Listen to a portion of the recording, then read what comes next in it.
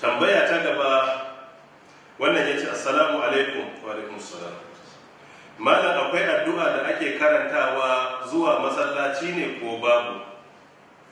Akwai halitta da addu'a da ake karantawa zuwa masallaci, ta zo a takardu da yawa. Misali akwai cikin sahihu adabin mufrad na Sheikh Muhammad Nasiruddin Al-Albani a nan ba na 536 cewa in za ka je masallaci akwai addu'ar da ake karanta da ake roƙon Allah ta'ala haske. Ta zo fuskoki da yawa, amma fiska ɗaya da zan karanta ana ce Allahumma ja'al fi qalbi nuran wa fi lisani nuran waj'al fi sam'i nuran waj'al fi basari nuran waj'al min khalfi nuran wa min amami nuran waj'al min fawqi nuran wa min tahti nuran Allahumma a'tini nuran. Ma'anarta Allahumma ja'al fi qalbi nuran, Allah ta'ala ka sanya haske a zuciyata. Wa fi lisani nuran, ka sanya haske akan harshe na. Waj'al fi sam'i nuran, Allah ka sanya haske akan jina kunne na. Waj'al fi basari nuran, Allah ka sanya haske a gani na. Waj'al min khalfi nuran, Allah ka sanya haske a bayana. Amani nuran, Allah ka sanya haske a gabana. Min fawqi nuran, ka sanya haske a sama da ni, ka sanya haske a ƙasa da ni, kuma Allah ta'ala ka bani haske. Wannan ita ce addu'a da ake karanta da mai zuwa masallaci.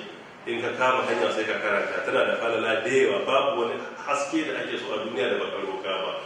Duk gaban ka sai ka ga suna taimaka maka wajen bin Allah, kuma baka aiki da su wajen sabon Allah, kuma Allah sai sauwaƙe maka fahimtar gaskiya cikin sauƙi, sai ka gane, kuma ya sauwaƙe maka aiki da gaskiya. Duk abin da yake gaskiya ne ko karantarwar addini ne sai ka yi shi da sauƙi, don ne don kana roƙon haske kuma Allah ya baka. Duk wanda Allah ya ba wa haske yakan fahimci addini da sauƙi, kuma yakan yi aiki da addini din cikin sauƙi. Wallahu ta'ala ala. Wannan ya ce assalamu alaikum. Wa alaikum assalam wa rahmatullahi wa barakatuh. Allah ya kara wa malam albarka a dukkan rayuwa, amin ya hayyu ya qayyum. Malam, menene gaskiyar cewa saura shekara 9 Allah ta'ala ya daina karban tuba? Gaskiya ni dai ban san hadisi da yace akwai wasu shekaru da Allah ta'ala ya faɗa zai daina karban tuba kai tsaye ba. Arama ko ya san shekaru? Na san dai akwai hadisi da ya bayyana cewa akwai lokacin da Allah ta'ala zai daina karban tuba. Akwai hadisin Muslim, hadisi na 2359, da annabi tsira da aminci su tabbata gare ke cewa inna Allah yabsutu yadahu bil layli liyatuba musii'un nahar wa yabsutu yadahu bin nahar liyatuba musii'al layl hatta tatlu ash-shamsu min maghribiha. Inna Allah yabsutu yadahu bil layli liyatuba musii'an layl wa yabsutu yadahu bin musii'an nahar wa yabsutu yadahu bin nahar liyatuba musii'al layl hatta tatlu ash-shamsu min maghribiha. Ma'anarsa Allah yana shimfiɗa hannunsa a dare don ya gafarta mana zunuban rana, kuma yakan shimfiɗa da rana don ya gafarta mana zunuban dare. Wannan zai ci gaba da faruwa har zuwa lokacin da rana za ta fito ta inda take faruwa.